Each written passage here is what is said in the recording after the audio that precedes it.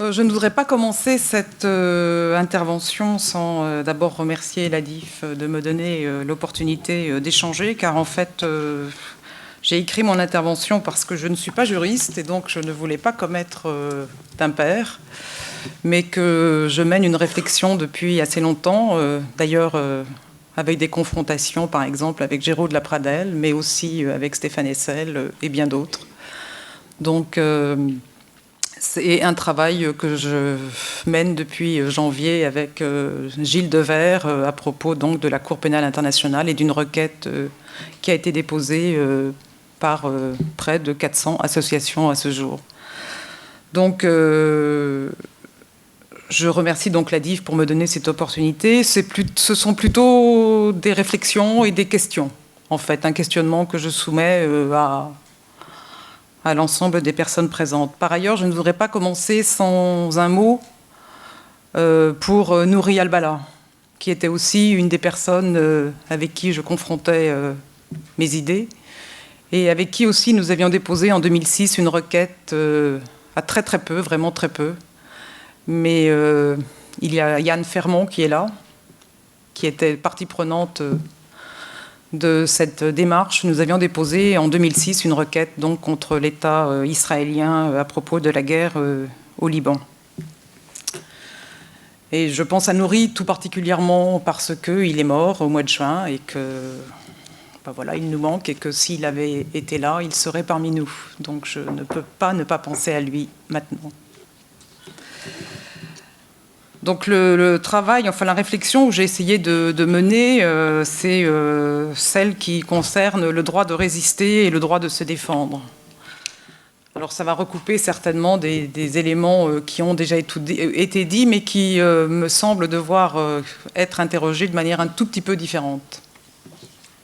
J'ai comme postulat, tout compte fait, que même si le droit international et le droit tout court, tout compte fait, les droits humains, les droits, enfin l'ensemble des droits, sont très difficiles à atteindre. Nous sommes tous là convaincus de cela.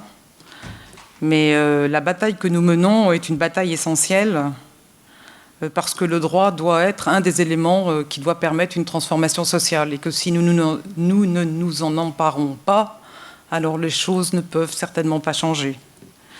Donc ça nécessite énormément d'efforts, de combats, de déceptions, mais aussi, quelquefois, parfois, des victoires infimes qui nous font penser que peut-être le droit peut être le même, en tout cas pour tous.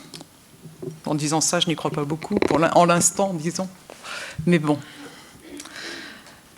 Je ne vais pas dire le contraire devant Stéphane. Donc le droit de résister, le droit de se défendre. Je vous demanderai d'être indulgent, juste je vais lire un peu, ça va être peut-être un petit peu fastidieux, je vais essayer de lire avec un peu de dynamisme. Mais je vais lire un peu. Donc en définitive, je suis partie de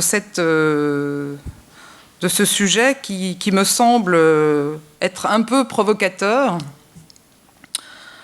Pour une bonne raison, c'est qu'en définitive, on est à un moment quand même assez troublé de l'histoire du monde, mais en même temps troublé, mais aussi dangereux. Et que tout ce qui avait permis jusqu'à présent d'établir un droit international cadrant des relations internationales, entre guillemets, apaisées, se trouve remis en cause, questionné à l'aune d'autres valeurs et principes que ceux qui avaient prévalu au moment des mouvements de libération. En fait, je pense qu'il y a eu quand même un moment extrêmement important dans l'histoire du monde et dans l'histoire du droit international, c'est quand même tout le mouvement de libération des peuples colonisés dans les années 50-60, et avec le point d'orgue qu'a été la conférence de Bandung. Je crois que cela a été, pour nous d'abord, ça nous a permis d'acquérir en tant que peuple du Nord, en tout cas, deux pactes qui sont extrêmement importants. C'est le pacte des droits civils et politiques et les pactes des droits économiques, sociaux et culturels. Je rappelle juste que le protocole additionnel pour les droits économiques, sociaux et culturels vient juste de se signer, d'être ratifié en 2008 ou 2009, peut-être même 2009, voilà. Donc entre 1966 et 2009, il y a du temps qui est passé pour que le protocole additionnel soit signé. Donc voilà. Et c'est grâce quand même à ces peuples du Sud que nous avons ces pactes. Nous leur devons cela, et je crois qu'il ne faut jamais l'oublier. Donc si je dis relation entre guillemets apaisée, tout en sachant que l'une des caractéristiques du droit international est le formalisme, et quand je parle de formalisme, en fait, je fais référence à une personne, un juriste très connu qui s'appelle Charles Chaumont, qui disait que l'état de droit international est marqué par la primauté des apparences sur les réalités, la détermination des règles sans considération des conditions concrètes de leur apparition et de leur application, ainsi que de la structure des États et relations internationales en cause. Pour lui, ce droit international est un mélange de cynisme et d'illusionnisme. Il disait cela dans les années 70. En définitive, il ne fait que reconnaître que le droit international, en l'état, légalise la violence, la colonisation, la domination et la soumission des peuples, officialise aussi bien par le biais de l'ordre juridique international, sciemment élaboré et matérialisé, en tant que doctrine, le saccage des richesses naturelles et des biens culturels des peuples colonisés. En résumé, c'est un droit international qui cache et camoufle les contradictions et les réalités de la domination des plus forts sur les plus faibles. Salima Ghazali, ce matin, nous a un peu orientés sur cette domination des plus forts sur les plus faibles et de ce droit qui ne fait que concrétiser cette domination. Si la Charte des Nations Unies a tenté de surmonter ces contradictions en énonçant notamment le principe juridique du droit des peuples à disposer d'eux-mêmes, qui coexistait avec la consécration du système de tutelle sous le chapitre 12, elle ne remet cependant pas radicalement en cause la domination coloniale. Le droit des peuples restait et reste toujours un principe sans contenu réel. En effet, il ne coïncide toujours pas, même après les luttes des peuples contre la domination coloniale, avec une pleine possession de la souveraineté, c'est-à-dire l'indépendance politique de l'État. Pour de nombreux peuples, c'est loin d'être le cas, et si pour d'autres cela l'a été, ce droit des peuples est aujourd'hui violemment remis en cause, aussi bien par la logique néolibérale que par le pillage des richesses, opéré par des transnationales au détriment des populations et par l'appétit vorace des colonisateurs qui prennent sans vergogne et avec la complicité de la communauté internationale des terres qui ne leur ont jamais appartenu. Il n'est qu'à voir ce qu'il se passe en Amérique latine, en Afrique et à Madagascar, par exemple, où des millions d'hectares sont en train d'être rachetés par des transnationales. Dès lors, pour des raisons dites humanitaires, d'ailleurs, c'est assez intéressant, les raisons pour lesquelles ils le font, c'est qu'ils le font l'hypothèse que le monde ne pourra plus subvenir à se nourrir, donc ils rachètent des terres pour faire des cultures du riz. Voilà les raisons officiellement données dans ces rachats massifs de terres en ce moment. Dès lors, face à ces violations flagrantes des normes impératives du droit international, que reste-t-il aux peuples soumis à la colonisation, et je pense ici particulièrement à la Palestine? Il en est beaucoup question aujourd'hui, mais il faut dire aussi, et ça je rejoins complètement l'analyse par exemple de Laïla Chaïd, qui dit que tout compte fait, ce qui se passe en Palestine au niveau de la dérégulation des droits humains, mais aussi du droit international et du droit humanitaire international, est une forme, en Palestine, donc c'est une forme de laboratoire de ce qui peut être fait sur la remise en cause des acquis et du droit international. Donc je pense particulièrement à la Palestine et donc à ce qu'elle subit avec la colonisation israélienne. Quelle possibilité est du coup offerte au peuple palestinien pour, dans un premier temps, résister à cette occupation illégale de leur territoire, définie dans les frontières de 1967, et ensuite au pillage de ces terres et des ressources? Je pense à l'eau particulièrement. Il est nécessaire de rappeler que, selon le droit international, les Palestiniens ont le droit légitime de résister à la domination coloniale, à l'occupation et à ses forces, l'État d'Israël commettant les pires violations du droit international et ne respectant ni les conventions de Genève, ni les autres règles découlant des conventions, telles que les 2 pactes de 1966, sans parler des décisions du Conseil de sécurité dont n'accure l'État d'Israël. Devant cette domination coloniale et la violence exercée sur les peuples colonisés, et aujourd'hui encore sur le peuple palestinien, l'Assemblée générale a manifesté sa conviction que le processus de libération est irrésistible et irréversible, et que pour éviter de graves crises, il faut mettre fin au colonialisme et à toutes les pratiques de ségrégation et de discrimination. Cela s'applique évidemment à la lutte du peuple palestinien en vue de son autodétermination et de son indépendance. Par ailleurs, toujours l'Assemblée générale ne s'est pas privée de proclamer le désir passionné de liberté de tous les peuples dépendants et le rôle décisif de ces peuples dans leur accession à l'indépendance, suivant les termes de la de la résolution 1540 de 1960. Ce même désir d'indépendance s'applique indiscutablement au peuple palestinien qui résiste face à l'occupant dans une lutte inégale à la manière de celle de David et Goliath. La question posée par ces quelques prémices réside dans le fait de savoir si le peuple palestinien a d'une part le droit de résister et d'autre part de se défendre. Dès lors, les actes de résistance sont-ils des actes licites et légitimes ? Sa résistance peut-elle être considérée comme une défense légitime, dans la mesure où le peuple palestinien est agressé? Et la dernière agression entre décembre et janvier 2009 constitue l'une des nombreuses agressions dont il est victime depuis 1948. En fait, la résistance palestinienne réagit à l'occupation israélienne, dont le peuple dans son ensemble est victime. Il faut voir cette résistance sans la dissocier, enfin il me semble qu'on ne peut pas voir cette résistance sans la dissocier de la légitime défense.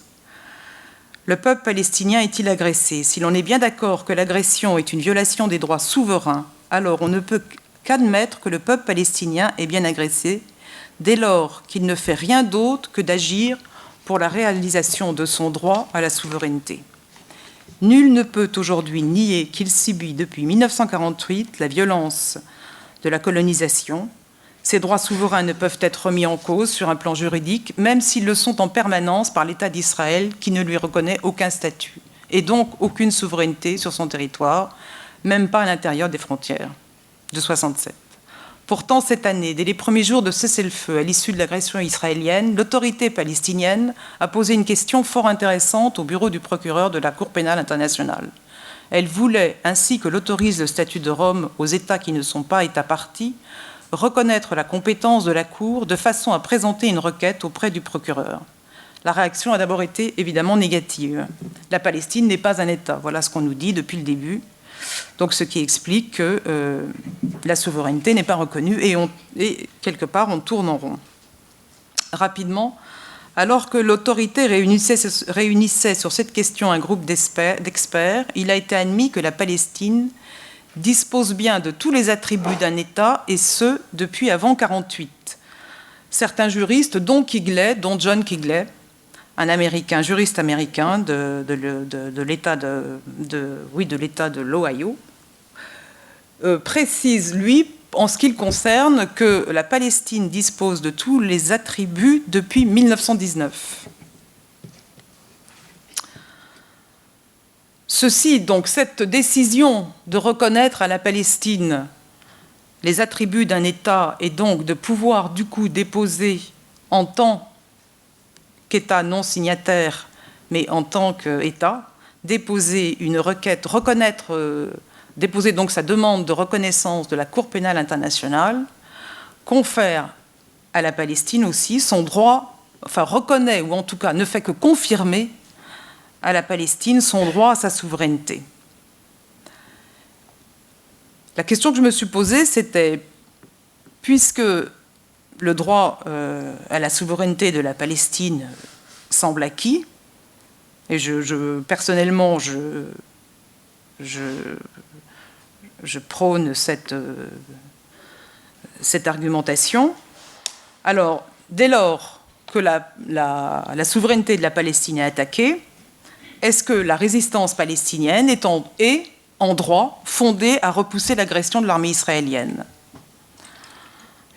Alors, il y a un certain nombre de règles. Si on repousse l'agression de l'agresseur, on ne peut en tout cas pas occuper le territoire de l'agresseur. C'est le cas pour la Palestine. En revanche, est-ce que ça l'est pour Israël, qui occupe les territoires palestiniens, que ce soit en tout cas en Cisjordanie, qui construit des colonies illégales, Est-ce que c'est le cas donc pour Israël? Vous avez la réponse, ça ne l'est pas. Mais ce qui est intéressant, c'est que Israël précise et justifie cette occupation militaire prolongée, alors que c'est interdit en droit international, et y compris donc l'annexion des territoires palestiniens et maintenant une bonne partie de Jérusalem-Est, au nom de la légitime défense.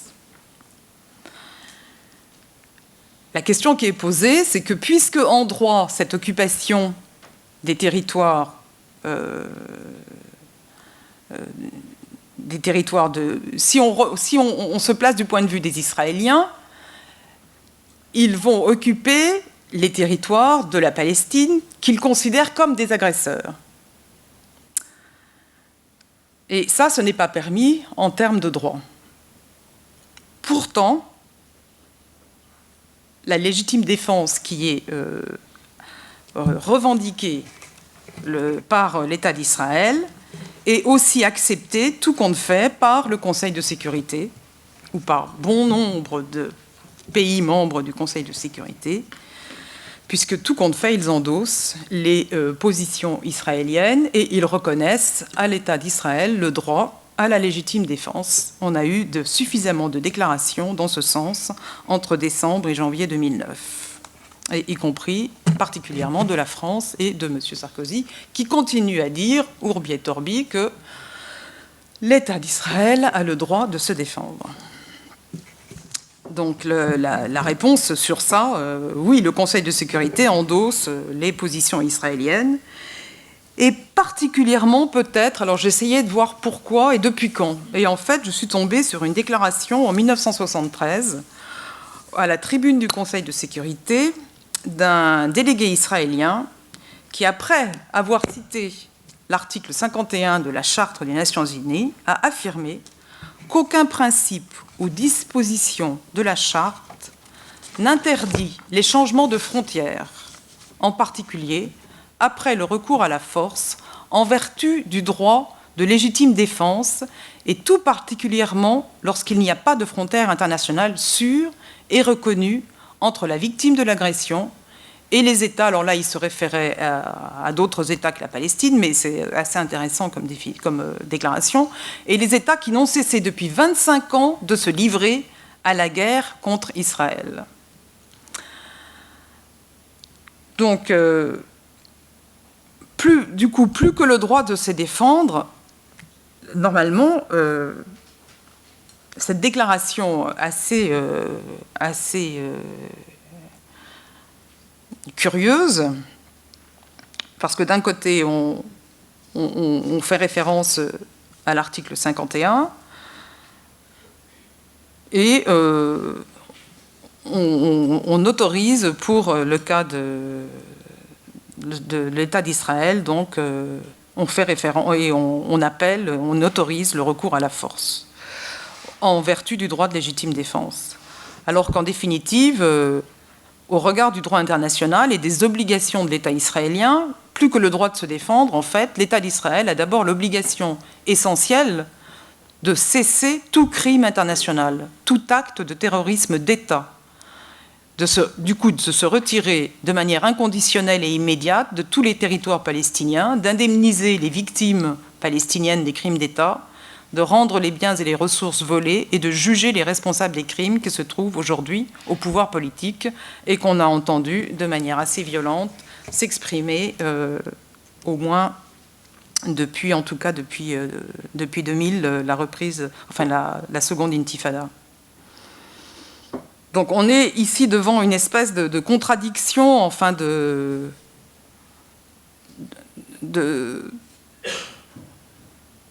c'est celui qui agresse, qui revendique le droit international à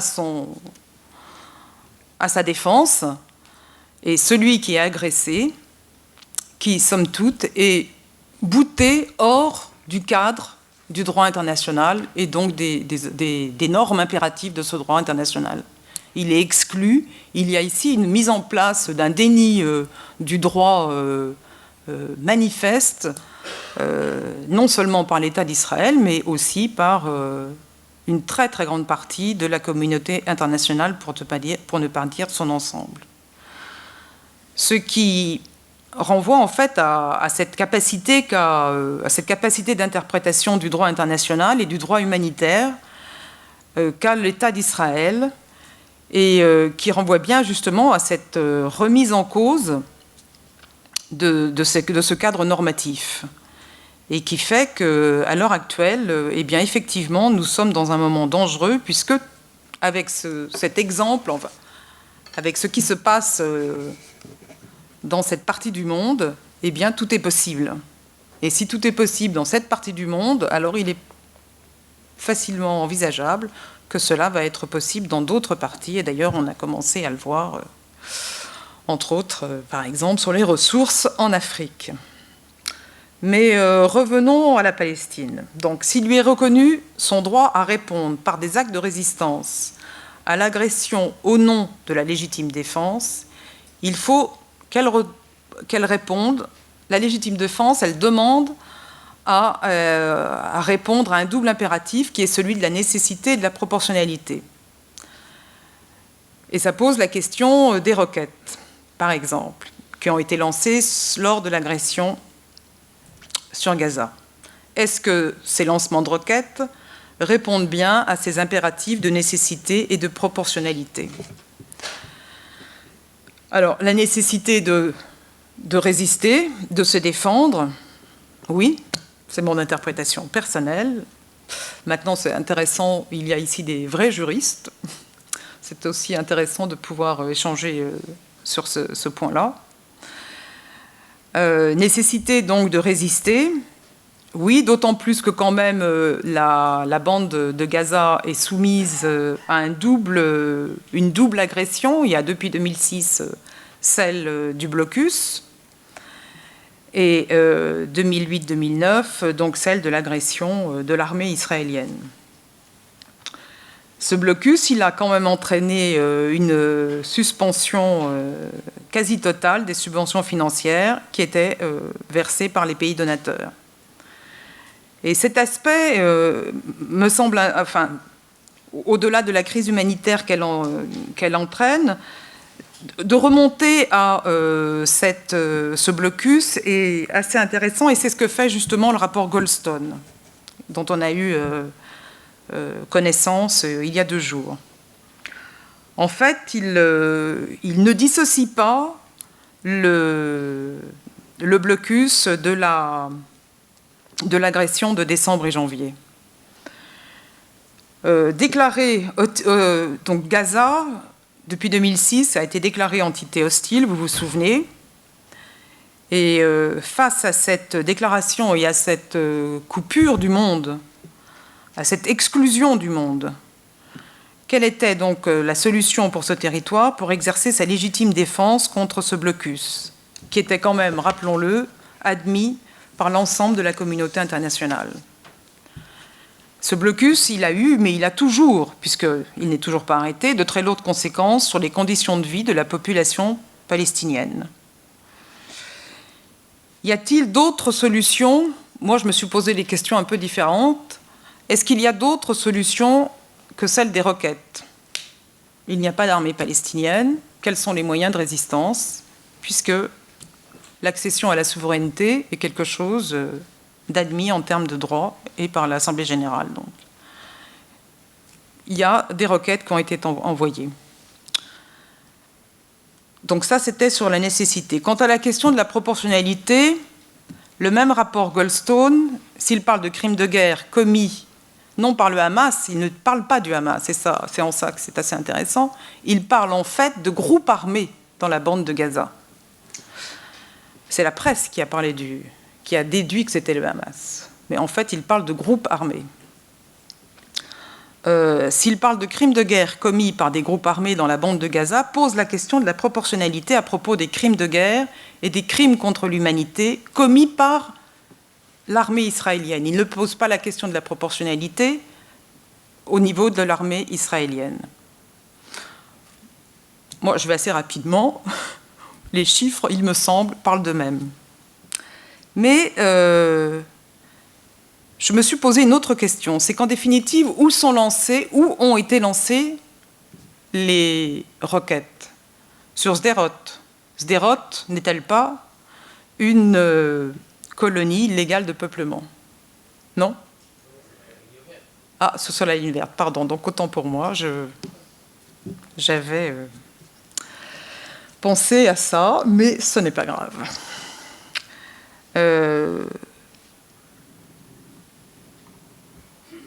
Donc, bon, merci Ilan.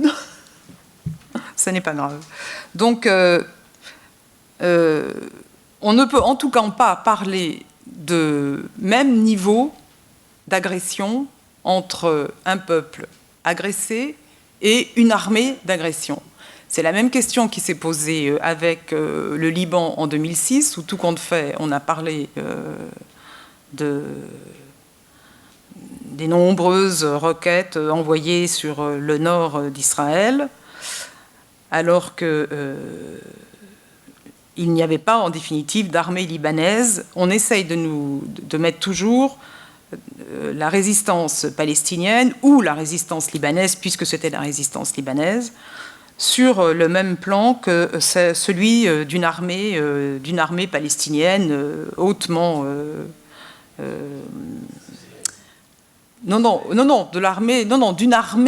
d'une armée palestinienne, entre guillemets, hautement équipée, alors qu'en fait, ce ne sont que des mouvements de résistance. Et en définitive, je suis face à cette interrogation parce qu'en fait, j'ai pas de réponse, mais il me semble que le droit à la résistance, et le droit à la légitime défense de ces peuples opprimés, il est un droit qui a d'abord été affirmé par l'Assemblée générale en 1960, et c'est intéressant de remonter à cette période, qui est la résolution 1514, qui précise que la suggestion des peuples à une subjugation, à une domination et à une exploitation étrangère constitue un déni des droits fondamentaux de l'homme et est contraire à la Charte des Nations Unies et compromet la paix, la cause de la paix et de la coopération internationale. On est dans le cas de la Palestine, de ce droit à la Palestine, à sa souveraineté, on est dans ce cas-là. On est dans des dénis des droits fondamentaux, on est dans des pratiques qui sont faites par l'État d'Israël, qui sont contraires à la Charte. Ils violent l'article 2, paragraphe 4 de la Charte, et ils violent l'article 51 de la Charte. Je rappelle que l'interdiction de l'utilisation de la force ne souffre que deux exceptions. La première, c'est celle de la légitime défense, mais que pour utiliser cette légitime défense, ils doivent au préalable prévenir le Conseil de sécurité. Et ça, ils ont mené leur agression sur Gaza au mois de décembre sans aucune information auprès du Conseil de sécurité et communauté internationale qui les ont laissés faire. Donc, ça remet en fait, on est dans quelque chose qui remet en fait le principe inaliénable du droit des peuples à disposer d'eux-mêmes, qui est consacré donc toujours par la Charte et réaffirmé par qui a été aussi réaffirmé en 70 par la résolution 26-25 de l'Assemblée générale. Et selon cette résolution, qui fait partie du droit coutumier, tout État a le droit de s'abstenir de recourir à toute mesure de coercition qui priverait de leur droit à l'autodétermination les peuples. L'article 1er, commun aux deux pactes internationaux dont je parlais tout à l'heure, réaffirme ce droit des peuples à disposer d'eux-mêmes et fait obligation aux États parties de faciliter la réalisation de ce droit et de le respecter, conformément donc aux dispositions de la Charte des Nations Unies. Cette résolution qui a été ce droit des peuples, qui est donc un droit inaliénable, j'ai fini. ce droit des peuples, qui est un droit inaliénable, me semble aujourd'hui fortement, non seulement il est remis en question, mais là maintenant, depuis le 15 septembre, il est officiellement passé de l'autre côté du droit. Il est quelque part comme oublié, puisque vient d'être adoptée, le 15 septembre dernier, la résolution qui concerne la responsabilité de protéger. Et cette responsabilité de protéger, elle remet fortement en cause ce droit des peuples à disposer d'eux-mêmes, et elle met en péril cet acquis de la charte et de la lutte des peuples colonisés qui étaient réunis au moment de la conférence de Bandung. Donc ce n'est, de mon point de vue, cette résolution est loin d'être une avancée, elle est au contraire un bond en arrière qui vient conforter tout à fait la loi du plus fort. Les pays membres de l'Assemblée générale auraient été mieux inspirés de continuer à porter haut et fort que l'article 51, à l'instar de l'article 2, paragraphe 4, constitue une norme impérative du droit international et qu'il est plus important de renforcer le mécanisme collectif de sécurité axé sur le Conseil de sécurité afin de mettre cet organe à même d'intervenir immédiatement et efficacement. Au lieu de cela, les pays occidentaux, dont les États-Unis en tête, agissent de manière radicalement incompatible avec le droit international et les normes de protection des droits humains.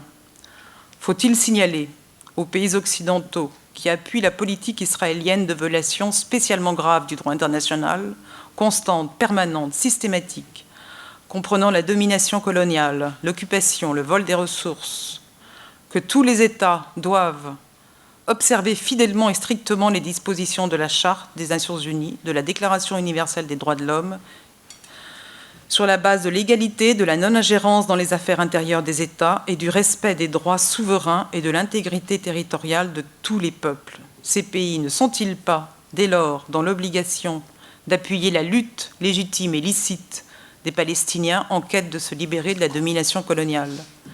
N'est-ce pas la seule politique de respect des droits humains, de lutte contre les crimes internationaux et de respect de la Charte des Nations Unies? Voilà quelques questions sur le droit de résister, le droit de se défendre. Il y a des interprétations évidemment totalement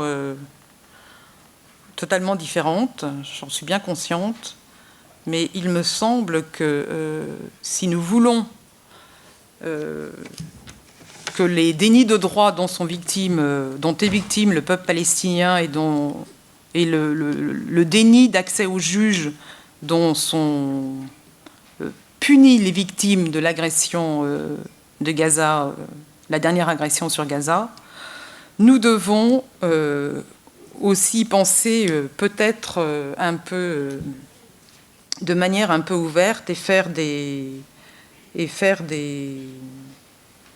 hypothèses qui sont à vérifier, je l'accorde totalement, mais de façon aussi à nous, à être en situation de résister aussi aux attaques généralisées dont est victime, enfin, ou en tout cas dont est la cible, le droit international et le droit humanitaire international.